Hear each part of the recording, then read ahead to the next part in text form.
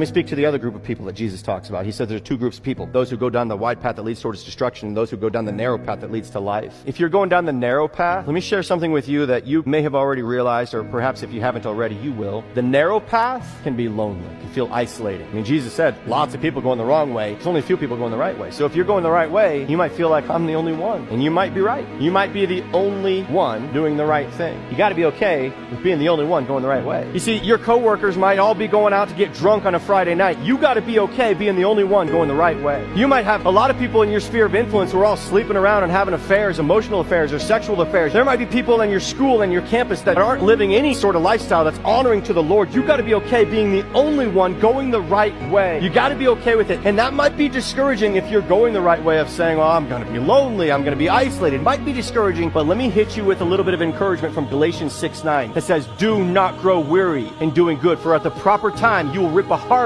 if you do not give up. You might be the only one going the right way. Don't grow weary in doing good, for at the proper time, at God's time, you will reap a harvest if you do not give up. If you're going the right way, don't quit. Don't throw in the white towel. Don't stop because you feel lonely. Don't stop because nobody else is around you. Keep going, keep fighting, keep going the path that's the narrow path. Wide is the path that leads to destruction. Narrow the path that leads to life. Only a few people are going down that narrow path. Don't quit. Don't stop. If you're the only one taking a stand for God in your workplace, don't you quit taking a stand for God. If you're the only one who trusts in the Lord with all of your heart, do not stop. If you're the only one in your school that's taking a stand for Jesus, do not stop. If you're the only one who values life in your neighborhood, do not stop. If you're the only one who comes to church, do not stop. If you're the only one in your family who has faith in God, do not grow weary in doing good, for at the proper time you will reap a harvest if you do not give up.